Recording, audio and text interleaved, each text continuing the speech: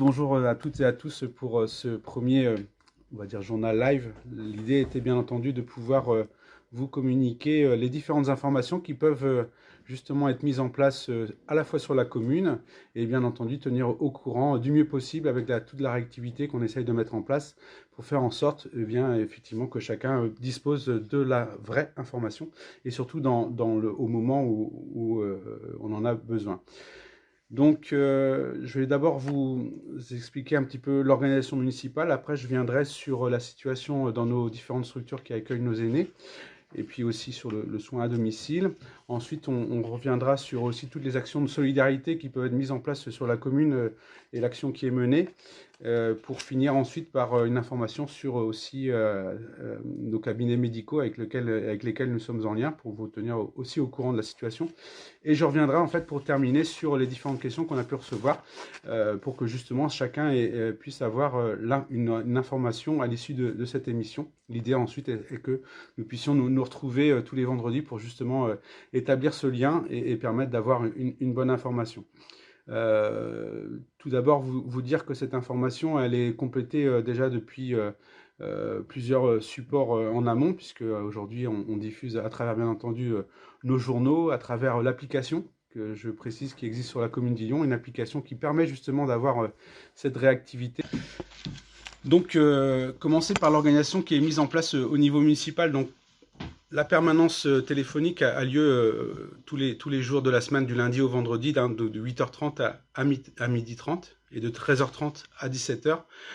Vous pouvez donc avoir cette permanence téléphonique pour vous tenir au courant des différentes informations dont vous avez besoin. Il y a un accueil physique aussi qui peut avoir lieu pour tout ce qui est urgence, pour tout ce qui est état civil, bien entendu. Donc, je rappelle les horaires, 8h30, 12h30 et 13h30, 17h. Nous avons aussi mis en place un service minimum pour les autres services, puisque chaque jour, nous avons, à travers l'action que nous avons menée notamment en télétravail, nous avons la possibilité en urbain d'avoir un service qui continue, aussi bien pour le secrétariat des élus, mais aussi pour la comptabilité. Nous avons aussi mis en place depuis cette semaine les services techniques pour justement des actions ponctuelles, justement en respectant aussi les gestes barrières nécessaires pour la sécurité de chacun. Nous avons aussi mis en place au sein du service enfants-jeunesse un accueil pour le personnel, les enfants du personnel soignant. Donc ceci est mis en place et centralisé au niveau de Saint-René, à l'école des Vergers, mais aussi dans les services périscolaires de 7h30 à 19h, ceci du lundi au vendredi.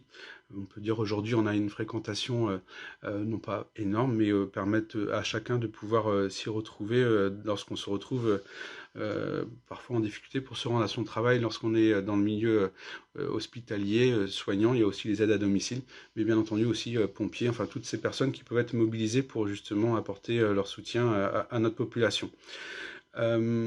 Aussi au sein de l'organisation municipale, on a mis en place aussi un tableau qui nous permet de pouvoir être en communication. Vous voyez ce petit tableau qui nous permet de pouvoir être en communication avec toutes les personnes isolées recensées sur la commune et établir un lien à la semaine, donc chacun ayant des référents et de manière à pouvoir apporter un service ponctuel dès lors qu'il est nécessaire de mettre en place, sachant que ceci est bien entendu complété par tout ce qui est la solidarité qui se met en place entre les voisins, qui est essentielle et qui nous rappelle combien il est nécessaire de travailler ensemble lorsqu'on est dans ces situations-là. J'en profite pour remercier aussi l'ensemble des agents qui aujourd'hui assurent du mieux que possible la continuité du service public sur la commune, et remercier bien entendu aussi les agents de l'agglomération dont les services continuent. Je pense justement à nos ramassages de nos déchets et qui aujourd'hui interviennent du mieux possible pour faire en sorte que chacun ne se retrouve pas pénalisé. Je vais faire maintenant un point sur la situation dans nos différentes structures, l'EHPAD et au foyer logement, et donc vous tenir au courant de la situation dans laquelle nous sommes. Tout d'abord, savoir que les gestes barrières ont été déjà mis en place depuis le 21 février pour justement éviter toute propagation de cas, ce qui est le cas aujourd'hui. C'est-à-dire qu'aujourd'hui, nous n'avons aucun cas dans nos structures. Ces structures, l'EHPAD a été mis en confinement général depuis le 9 mars, donc une semaine avant les élections municipales, et au foyer logement depuis le 13 mars, c'est le cas aussi. La nouveauté, c'est qu'aujourd'hui, depuis lundi, suite aux directives imposées par donc l'ARS, donc il y a un confinement en chambre qui est mis en place, qui donc oblige à nos services de aussi se restructurer. Mais on sait qu'on peut faire appel à leur bonne volonté. On peut les remercier pour toute l'action qu'ils mènent au quotidien, n'hésitant pas à se lever le matin pour justement apporter leur soutien à nos aînés. Et on sait pouvoir compter sur eux, et je tiens à les saluer, non seulement pour tout ce qu'ils font tout au long de l'année, mais encore plus dans cette situation particulièrement tendue. Et il faut bien entendu souligner leur action et faire en sorte que les soutenir, et ce qui est le cas. Aujourd'hui, il y a bien entendu de nombreuses manifestations de solidarité envers notre public au sein de l'EHPAD. Je pense au quartier de l'Hôtelet qui chaque soir se met à leur terrasse pour justement saluer leur action. On a aussi des dons d'entreprises qui ont lieu, qui nous permettent aussi de pouvoir, on sait qu'on peut compter sur nos entreprises, et on peut les remercier. Je pense à Brieux, je pense aussi à d'autres entreprises. Je pense à l'entreprise Lavigne qui nous a fourni en masque au moment où on en avait besoin. Donc c'est des choses qui se mettent en place. Vous savez que vous ne pouvez, bien entendu, vous pouvez appeler la mairie pour tout ce qui est renseignement, hein. Donc je rappelle le numéro, donc vous avez le 02 96 32 21 04, ou bien la boîte mail avec contact ilion.bzh, qui vous permet de pouvoir poser toutes les questions. Comme je l'ai dit, donc nos résidents sont actuellement en confinement. Et pour cela, en fait, on a aussi mis en place déjà depuis plus de 15 jours des tablettes à la disposition justement pour permettre d'établir un lien, puisque comme je l'ai rappelé au tout départ, donc on a un confinement qui s'est mis en place depuis le 9 mars, et donc depuis maintenant plus de 15 jours, donc on a pris les tablettes qui étaient dans les écoles pour pouvoir justement établir ce lien avec les familles, avec les bons logiciels adéquats. C'est bien entendu évident, justement avec Skype par exemple, pour justement aujourd'hui établir ce lien. Et je tiens aussi à remercier dernièrement accueil@ilion.bzh. Ça c'est pour la précision. Je remercie Gwendoline qui est à mes côtés pour justement faire en sorte d'établir ce lien. Remercier, je l'ai dit, toutes les personnes qui manifestent des gestes de sympathie envers notre personnel soignant. M'adresser aussi aux familles qui, justement, dans ce contexte, peut bien évidemment être compliqué de ne pas avoir ce lien quotidien, et donc faire en sorte que nous puissions, nous, avec le service que nous sommes capables de faire en sorte que nous soyons le plus proche possible des aînés, de leurs parents. Et sachez que le personnel est bienveillant et sera justement là pour justement assurer toutes les tâches quotidiennes et assurer du mieux possible le service au sein de ces structures.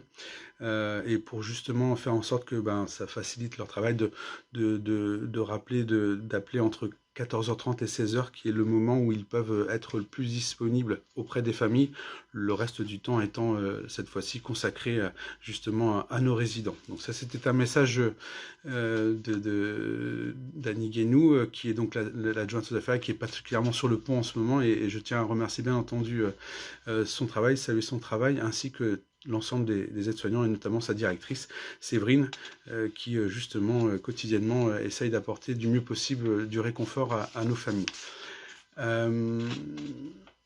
Sur les actions menées, donc depuis le 23 mars, nous avons d'ores et déjà aussi déjà éteint les éclairages publics, hein, puisque aujourd'hui, avec ces règles de confinement, il n'était pas logique de pouvoir continuer à éclairer des rues vides. Nous assurons, comme je l'ai dit, une veille hebdomadaire auprès de nos personnes les plus en difficulté. Et pour cela, n'hésitez pas à prendre contact auprès de la mairie dès que vous avez autour de vous des difficultés pour apporter votre aide, et que du coup, ça nécessite le concours de la mairie. Une communication régulière qui se fait via donc les journaux, l'application, les panneaux numériques. Et aujourd'hui, ce live qui est une nouveauté, mais dont l'objectif est bien entendu de tenir au courant sur l'organisation, les actions, la situation sur la commune, et puis qui peuvent ensuite être relayés à d'autres personnes qui ne disposent pas de ces outils, puisqu'on parle de réseaux sociaux. Le lien social est un réseau social, et n'hésitez pas justement, dès lors que vous avez des informations, à les communiquer auprès de vous, tout en respectant bien entendu les gestes barrières. Vous savez que le bouche à oreille est encore le lien qui fonctionne le mieux, dès lors qu'on y communique de la vraie information. Je tiens aussi à préciser donc la dérogation qui a donc été sollicitée pour justement maintenir nos marchés locaux sur la commune d'Illion. Donc c'était une dérogation qui avait été demandée le lendemain de l'annonce du gouvernement et obtenue dès le jeudi, de manière à ce que justement nos producteurs locaux puissent continuer à travailler et approvisionner notre population. Préciser aussi qu'à ce titre, on est en train de préparer un petit document qui pourra être mis en ligne de manière à ce que chacun puisse avoir connaissance de tous les producteurs locaux qui sont présents sur la commune et ainsi qu'ils puissent s'y fournir. Remercier aussi nos commerces qui aujourd'hui qui sont ouverts et justement apportent leurs services avec bien entendu tous les moyens de protection qui sont mis en œuvre, avec le concours parfois de la commune, notamment pour les équiper en moyens de protection. Profiter aussi pour les remercier de la proximité qu'ils élaborent au quotidien, mais comme ils le font déjà toute l'année, qui reste ouvert et parfois s'adapte aussi en menant des livraisons. N'hésitez pas à revenir vers eux puisqu'ils s'adaptent aussi en fonction de la situation de chacun pour vous apporter un service au quotidien et tout ceci avec le sourire. J'ai aussi bien entendu une pensée pour celles et ceux, les commerçants qui ne peuvent pas ouvrir et qui donc se retrouvent forcément dans une situation compliquée et qu'on aura plaisir à retrouver dès qu'on aura les autorisations pour le permettre. En ces moments compliqués, nous avons des gestes de solidarité qui se mettent en œuvre. Remercier toutes ces entreprises avec les équipements de protection qui nous ont pu nous adresser. Remercier particulièrement Monsieur Lenné. Monsieur Lenné qui est un Illionais qui, avec son action, a pu construire ce type de masque et qui aujourd'hui équipe l'ensemble de nos cabinets médicaux, nos dentistes qui sont venus les récupérer pas plus tard que ce matin, nos infirmières libérales, ainsi que toutes celles et ceux qui travaillent dans le milieu soignant. Donc je tiens à le remercier pour son action, son initiative gratuite et qui vient justement répondre à une demande de nos personnels soignants. Merci à eux. On est en train de terminer ce pour justement équiper l'ensemble de l'EHPAD dès lors qu'il sera nécessaire de l'employer. Je remercie bien entendu, comme je l'ai dit, l'ensemble des Illionais qui jouent le jeu, notamment dans ces mesures de confinement qui sont nécessaires à employer pour faire en sorte que cette épidémie qui traverse le pays nous touche le moins possible. Et on peut saluer l'état d'esprit qui règne au sein de la presqu'île, qui bien entendu avec un cadre de vie nous privilégie, mais aussi avec toutes celles et ceux qui sont présents sur la commune, nous rend la commune bien vivante. Et merci à toutes celles et tous ceux qui chaque jour, apportent leur contribution à ce bien-vivre sur la presqu'île d'Illion. Je pense aussi à nos associations qui sont aujourd'hui confinées et se retrouvent dans l'incapacité de pouvoir organiser les manifestations prévues. Celles-ci étant d'ores et déjà annulé. Je pense à Entre Dunes et Bouchot qui devait ce week-end organiser le trail. Je pense au comité des fêtes de Sarney pour le 8 mai. Je pense aussi à l'ASHR avec son tournoi de la presqu'île qui avait lieu le week-end prochain. Donc toutes ces manifestations qui aujourd'hui n'auront pas lieu pour justement tenir compte des mesures de confinement qui nous obligent à rester prudents. J'en profite aussi pour remercier l'amicale des sapeurs-pompiers que j'ai eu l'occasion de rencontrer hier à travers la remise de ces tablettes qui non seulement interviennent quotidiennement auprès de notre population pour leur apporter secours, mais qui en plus trouvent le temps de pouvoir justement apporter ce réconfort avec ces tablettes qui sont désormais mises à disposition de nos deux structures pour permettre d'établir ce lien avec nos familles. Donc merci à eux pour leur engagement et leur marque de solidarité qui ne cesse de montrer le rôle qu'ils peuvent avoir important dans la collectivité. Sur le conseil municipal, donc vous le savez, l'ensemble des élus qui aujourd'hui a été reconduit dans son mandat pour tenir compte de la situation. Je voulais les remercier pour leur action qu'ils mènent. Profiter aussi de ce moment pour remercier, puisqu'on n'a pas eu l'occasion de le faire, mais j'espère qu'on l'aura à l'avenir, remercier l'ensemble des Illonnais qui ont justement apporté leur confiance avec ce résultat de 76% qui nous honore dans nos fonctions et qui nous aussi permettent de nous obliger à travailler toujours en proximité avec cette population. Et merci à la population pour ce geste de confiance et je on est bien entendu tous très émus. Cette période de confinement donc, nous oblige à ne pas pouvoir organiser nos réunions, ce qui ne nous empêche pas de pouvoir travailler.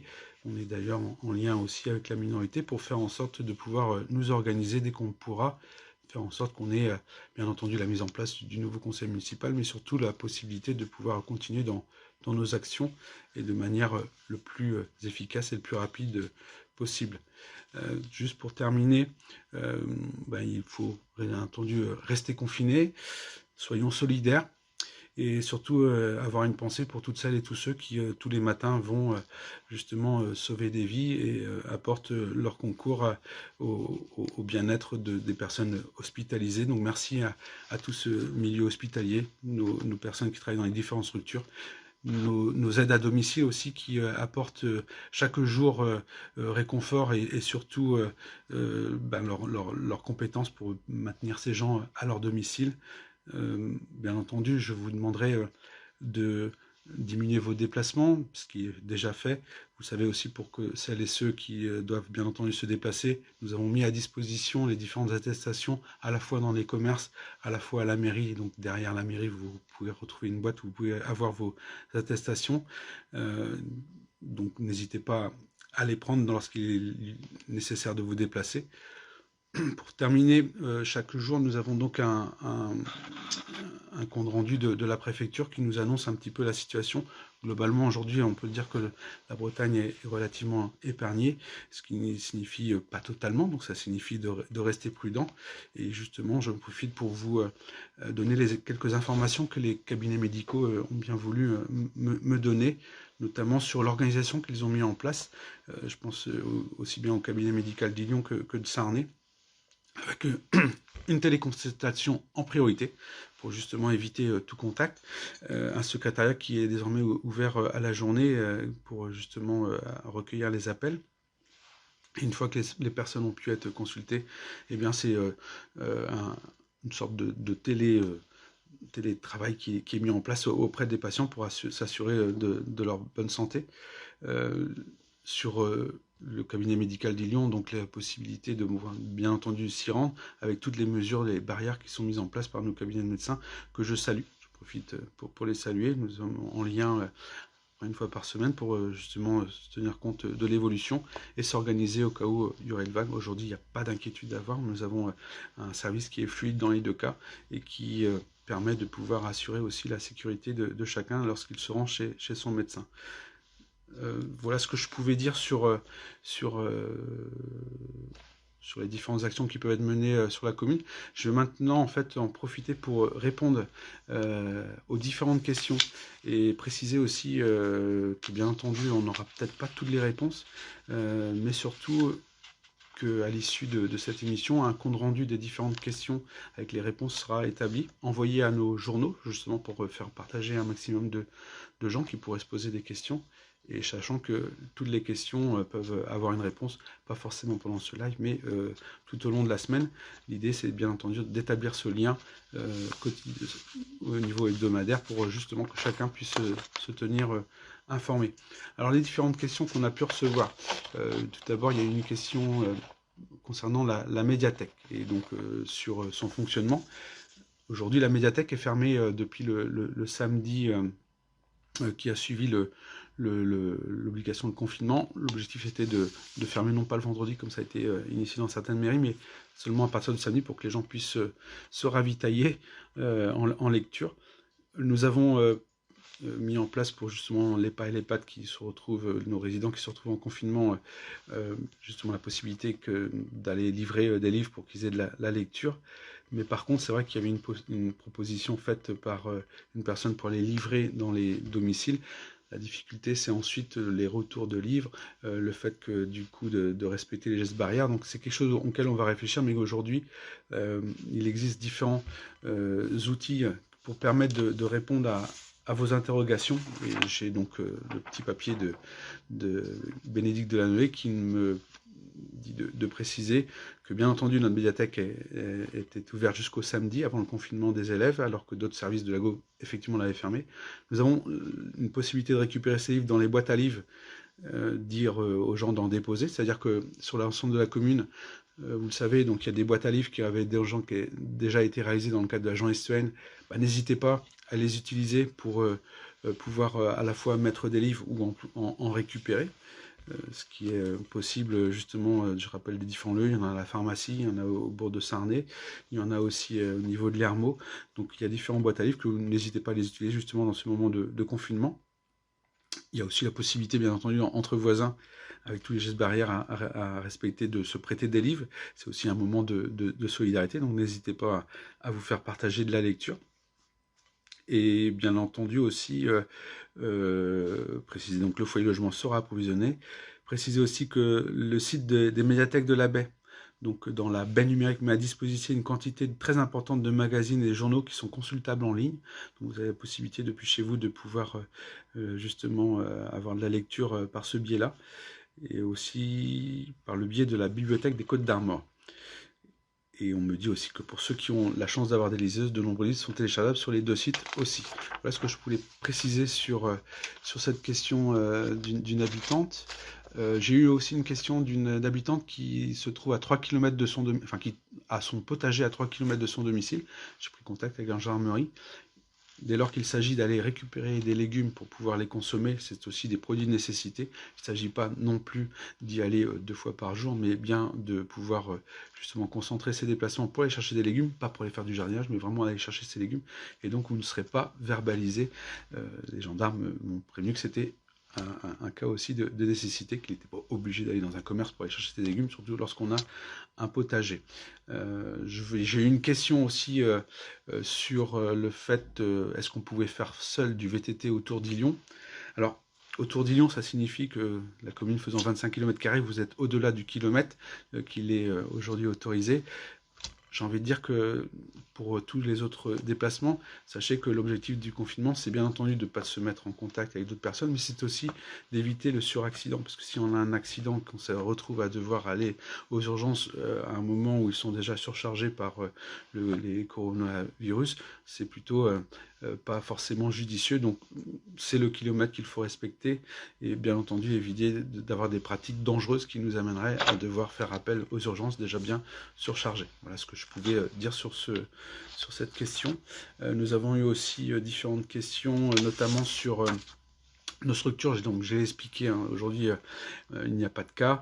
Notre personnel de santé aujourd'hui est équipé pour justement faire face au virus, hein. Donc ils ont tous les équipements de protection nécessaires, et ça aussi, grâce aussi à l'investissement, il y a eu aussi des particuliers qui ont réalisé des masques pour justement à destination de ces soignants. En plus, j'ai parlé tout à l'heure de Monsieur Lenné.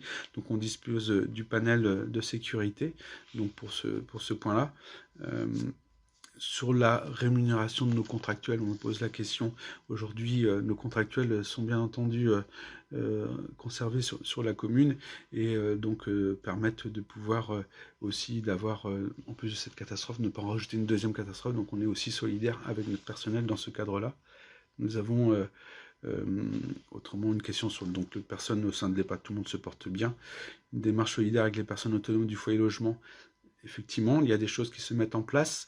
Nous avons aussi, justement pour tenir compte du confinement en chambre, renforcé nos équipes avec des élus qui vont justement apporter leur contribution durant les week-ends.